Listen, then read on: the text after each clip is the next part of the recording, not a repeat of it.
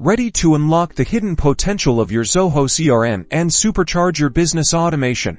This video is your express ticket to harnessing the power of the Zoho CRM API, a crucial tool for connecting your CRM with other apps, automating workflows, and building custom solutions, all in just a few minutes. Let's dive in. First, you'll need a Zoho developer account. If you don't have one already, head over to Zoho.com and sign up. It's free and essential for accessing the API. Once you're in, navigate to the Zoho Developer Console. This is your central hub for managing your AP integrations. Now, create a new client by selecting the appropriate client type, usually self-client. For internal integrations, give your client a descriptive name, like My Custom Integration, and provide a valid redirect URI. This is where Zoho will redirect the user after authorization. With your client created, it's time to generate a grant token. This token acts like a temporary key to access your Zoho CRM data. Follow the instructions provided by Zoho to generate your grant token. Copy and save it somewhere safe.